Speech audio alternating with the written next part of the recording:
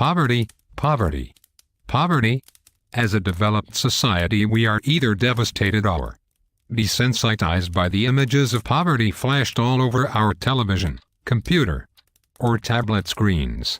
For decades we have been bombarded with scenes of poverty as a result of famine in Africa, for years as a result of wars in Asia, particularly in the Middle East. More recently we have witnessed what happens when nature fights back. This week a storm hit New York City. As an effect, many will be left homeless.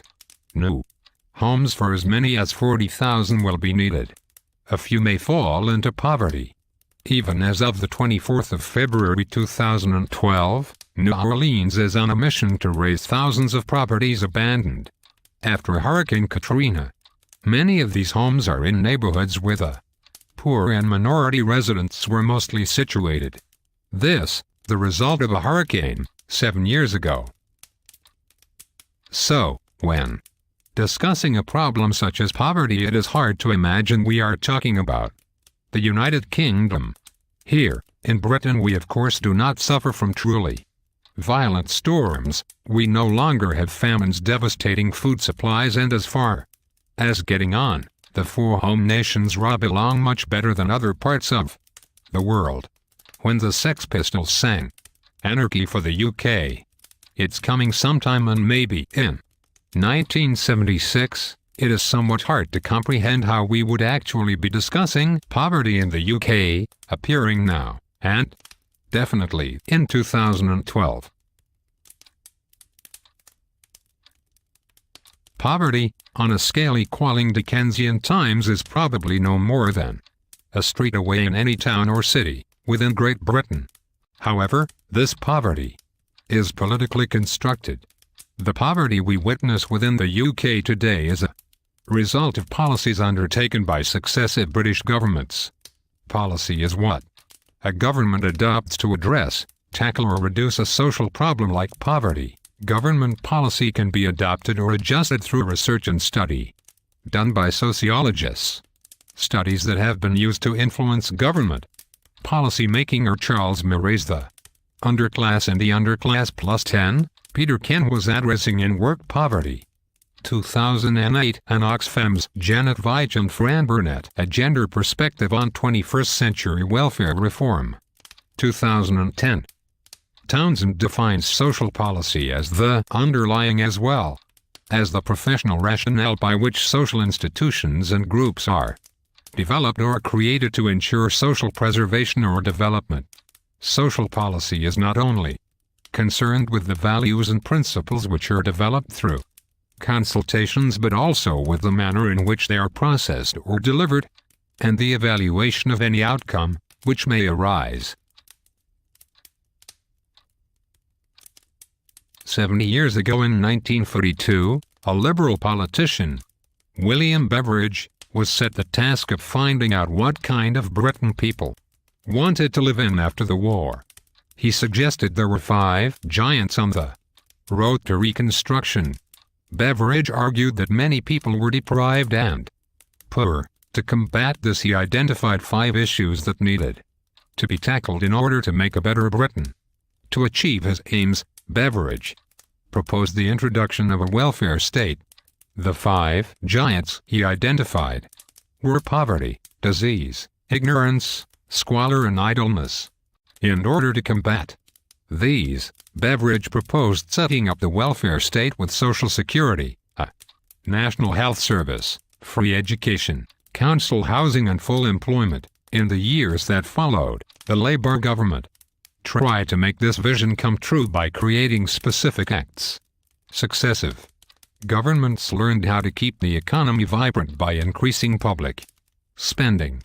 They managed this by adopting ideas from the economist J.M. Keynes' book The General Theory of Employment, Interest in Money, 1936. Keynes showed that even a capitalist economy that is unregulated could survive without full employment. Benefits of the proposed welfare state included Social Security, the National Health Service, NHS, free education, council housing, and full employment. Several acts were introduced underneath the umbrella of each of the aforementioned benefits. For example, under Social Security, the Family Allowances Act 1945, National Insurance Act 1945, and National Assistance Act 1948 were brought into being.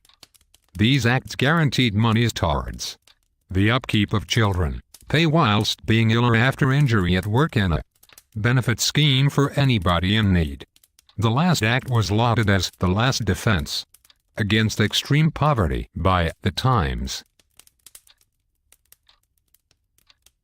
The Beveridge Plan proposed that the working population pay a contribution from their wages, and in return would be promised a cradle-to-grave provision, which was universal and provide subsistence benefits for all. The "for all," however, in Beveridge's vision meant the man. Women were given the role of wives and mothers within the new state. Under the new plans, the state would support the breadwinner only. He in turn would be expected to support his wife. His wife would then be expected to look after the children, if any. How do we begin to define poverty? Poverty as a concept is truly politically correct. Poverty is neither racist nor sexist. Poverty does not care about your age or sexual orientation. Someone once wrote that poverty is the only thing that the poor possess which the rich do not want. In 1983, Mack and Lansley began a study called Poor Britain. Once published, they defined poverty as an enforced lack of socially perceived necessities. In order to give some context, they stated that 50% of the population would have to define an item as being necessary. At the time, they argued that the policies of Thatcher would increase poverty. Regarding context, the poor of Britain are not as poor as those of Africa. Poverty is poverty nonetheless and has to be looked at relatively. Whilst those in Africa are, in general, all relatively poor, poverty is in direct relationship to the living standards of a specific society within any specific time.